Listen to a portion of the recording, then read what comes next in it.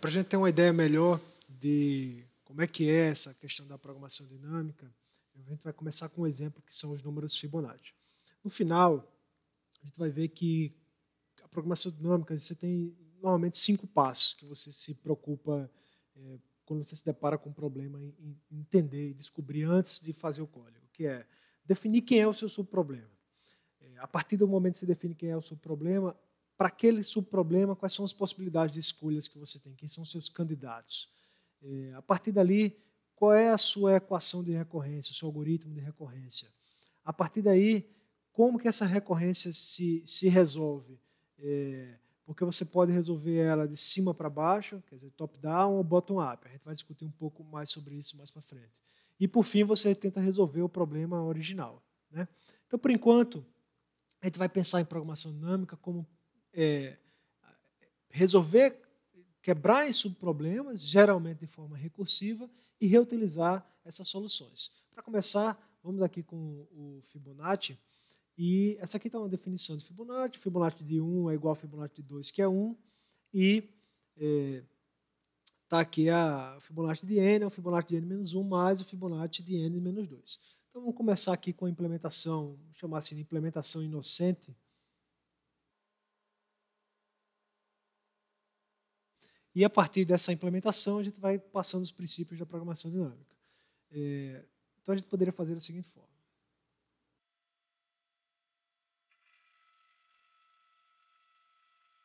Pronto, está aí a nossa implementação do Fibonacci. Para resolver essa equação, a gente já viu naquela árvore do exemplo anterior que ela cresce de forma exponencial. Então, a ordem de complexidade, vocês podem procurar isso no livro de projeto de análise de algoritmos, mas a ordem de complexidade do Fibonacci ela é exponencial. A ordem de 2 elevado a n sobre 2. Então, não é bom. Mas a gente viu também, naquele exemplo, que muitos dos subproblemas se repetem. Por exemplo, o Fibonacci de 3 se repete várias vezes. Então, qual é a ideia aqui? Por que não guardar os resultados dos problemas que já foram resolvidos, né? Uma forma de fazer isso é simplesmente criar uma tabela. A gente pode criar uma tabela, uma tabela qualquer, e vamos chamar essa tabela aqui de memo. Vamos lá, vou chamar de memória. Memo. Essa tabela ela está inicialmente vazia, né? E aí o que acontece? Quando você chama a função Fibonacci, você procura para ver se aquele valor existe na tabela. Ou seja, se existe guardado na tabela o Fibonacci de n, então você return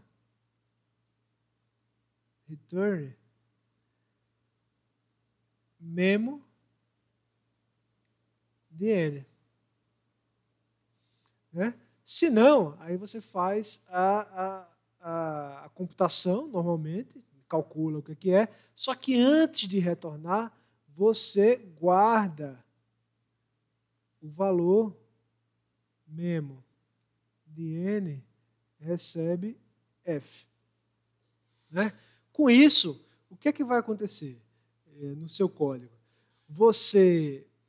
Na hora que você calculou, por exemplo, a primeira vez o Fibonacci de 3, antes de você retornar, você guardou o Fibonacci de 3. Assim, na próxima chamada recursiva que você fizer Fibonacci de 3, o que é que vai acontecer? Esse valor do Fibonacci de 3 vai ser encontrado aqui na tabela e você vai retornar esse valor de f. Com essa implementação, suponha agora que a gente chamou Fibonacci de 5. Então, ele chamaria Fibonacci de 4 e deixaria engatilhado aqui para chamar o Fibonacci de 3, que, por sua vez, faria Fibonacci de 3, engatilhou aqui o 2, Fibonacci de 2, engatilhou aqui o 1. Aí aqui ele vai cair na condição de saída, porque vai ser igual, né? Então, esse cara aqui vai retornar o pintar aqui de vermelho, vai retornar 2, não importa, né? Esse cara aqui vai ser calculado, nós vamos colocar, vai retornar 1, isso aqui vai retornar 1, então isso aqui vai ser 1 mais 1, que vai ser 2. Né? Mas o importante é o seguinte, na hora que esse Fibonacci de 2 retornou, antes dele retornar, ele fez o quê? Ele foi na nossa tabela e estava aqui a nossa tabela, e o que foi que ele fez? No valor 2, ele guardou lá 1. No valor 1, ele guardou lá 1 também. No valor 3, ele guardou 2 na nossa tabela.